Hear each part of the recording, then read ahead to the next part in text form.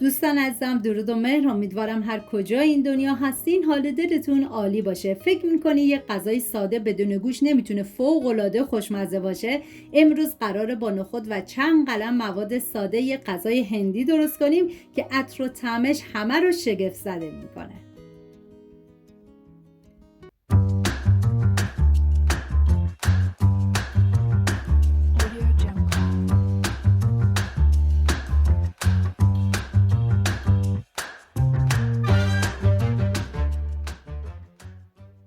200 گرم نخود رو از شب قبل خیس کردم و چندین مرتبه آبش عوض کردم. میریزم داخل قابلمه.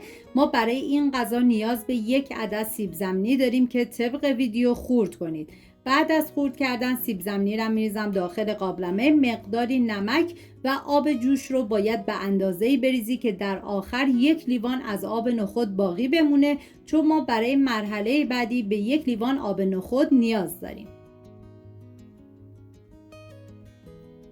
توی این فاصله میریم سراغ پیاز. 2 عدد پیاز رو به صورت نگینی ریز خورد میکنم. این غذا برای 3 نفر در نظر گرفته شده. شما به اساس تعداد نفرات مواد رو کم یا زیاد کنید.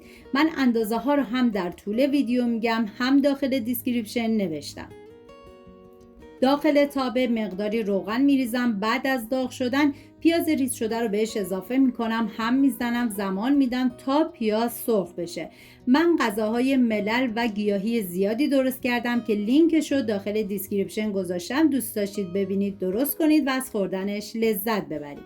3 حبه سیر رو با دنده ریز رنده میکنم. سعی کنید که پودر سیر رو جایگزین سیر تازه نکنید، چون سیر تازه عطر و طعم این غذا رو فوق العاده خوشمزه تر میکنه.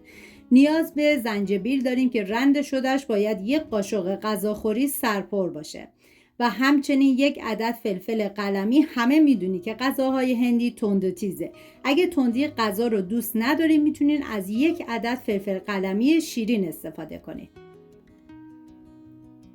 بعد از اینکه پیاز کمی سرخ شد، زنجبیل رنده شده رو همراه با سیر رنده شده بهش اضافه میکنم، هم میزنم و میذارم یه تفته مختصر بخوره. حتما باید حرارت کم باشه. نوبت اضافه کردن ادویه هست، شامل ادویه گرام ماسالا، پودر تخم گشنیز، ادویه کاری، پاپریکا، زیره و مقداری نمک. هم میذارم ادویه ها تف بخورن، عطر ادویه ها آزاد بشه. و فلفل قلمی خورد شده رو میریزم، هم میزنم. بعد از اینکه نخود و سیب زمینی پخته شد، 1 ملاقه از نخود رو همراه با سیب زمینی پخته شده، 8 قاشق غذاخوری ماست و 1 لیوان آب نخودی که گفتیم.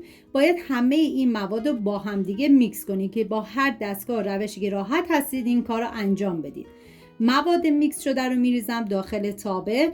زمانی که این مواد اضافه کردید هم بزنید و بذارید با حرارت کم به مدت 8 دقیقه بپزه تا این سس به غلظت کافی برسه. واقعا یکی از خوشمزه ترین غذاهای هندی بود که من تا به امروز درست کردم. بهتون پیشنهاد میکنم که حتما امتحانش کنید.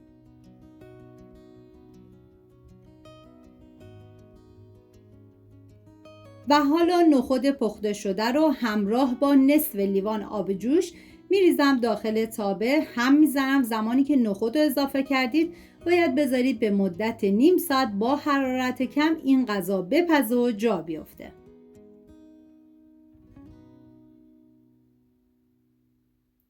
توی این فاصله میریم سراغ گشنیز. نیاز به گشنیز تازه داریم که خورد شدهش باید 2 تا 3 قاشق غذاخوری باشه. سعی کنید که حتما از گشنیز تازه استفاده کنید. از خشک شده اگه استفاده نشه بهتره.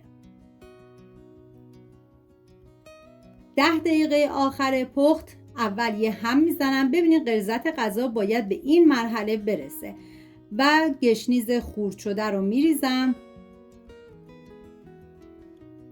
همراه با مقداری پاپریکای سرخ شده. پاپریکای سرخ شده توی این مرحله کاملا اختیاری و قابل حذفه.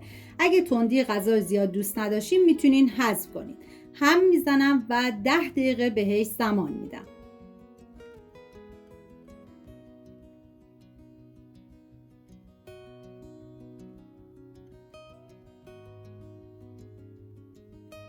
امیدوارم از این غذای خوشمزه هندی لذت برده باشین. اگه این دستور رو امتحان کردین حتما تو کامنت ها بهم بگین نظرتون چی بوده. اگر از این ویدیو خوشتون اومده لایک و سابسکرایب یادتون نره تا دستورهای خوشمزه بیشتری با هم درست کنیم. امیدوارم درست کنیم و در کنار خانواده از خوردنش لذت ببرید. سپاس از همراهی همیشگیتون. تا درودی دیگر، بدرود.